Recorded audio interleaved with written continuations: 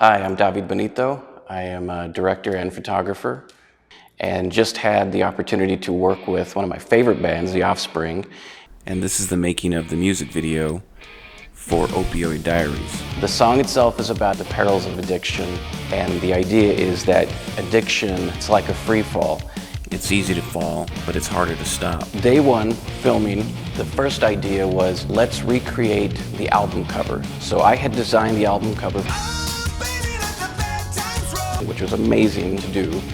The record label had an idea to recreate the digital design that I did into real makeup. So I had Allison Pinn, who came in, and we had Yesenia, who is Miss Arizona 2020.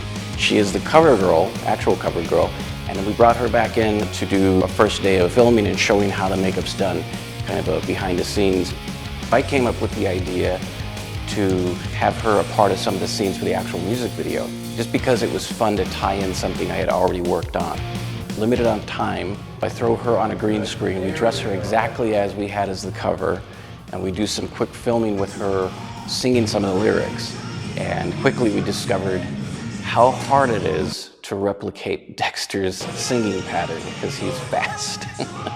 We had to go through and do this a few different times, and it ended up working out and it looked really cool. We have 6,000 of these empty capsules that I had purchased, and a cheap cardboard box with a hole in it so her face can fit. And we fill that box up, and we created some really cool visuals with it. The pills looking like they're just surrounding her and it's a sea of them.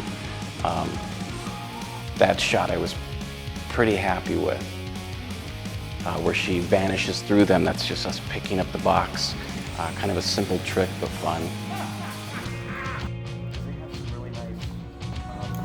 Yeah. Come on in.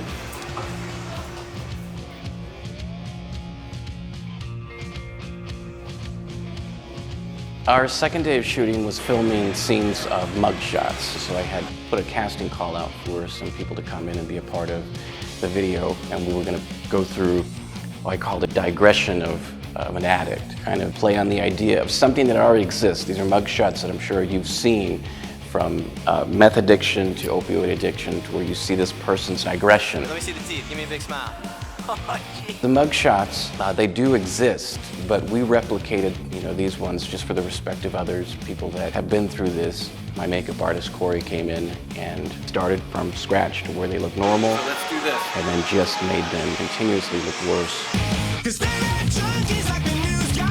To really show something that exists. We moved on to day 3, which was filmed in front of my house, and we used a friend of mine as an officer, and my wife plays the subject here. Just a simple shot and some basic lighting, but it's one of my favorite of the whole video itself. Day 4, we're back in the studio, and we're filming our falling scenes. Initially, I wanted to actually have a real falling scene, because that's where my brain goes. So that quickly became a scratched idea, and we went ahead to the green screen, mainly for safety reasons. I don't know if I'm going to have someone who's not a stunt person attempting to do a 50-foot drop.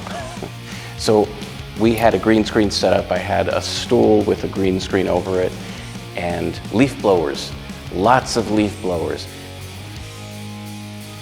The concept of her falling is the free fall of addiction.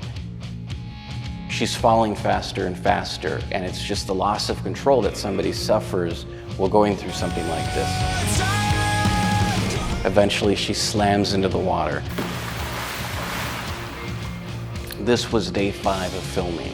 I gotta say, it was one of the most challenging days. We filmed in a location in Peoria that was a 13-foot dive pool. I hired a scuba diver for safety, and he was gonna help our subject submerge, because the dress that she was wearing, when it's soaked, it's like a weight.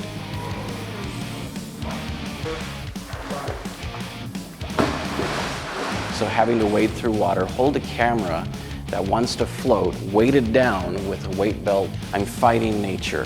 Filming underwater is a pain in the ass, and I'll do it again because it's fun. The rope represents the heaviest part of addiction that continues to drive her down. As we see her struggle, we're looking at somebody who eventually wants to get help. And it's a great thing to have that, especially if you have that support system with you. So the hand that reaches into the water when the last line is that sign of hope. And when you're that deep, it's a support system that you need. And if you want help, having someone that cares for you around can be a very important thing.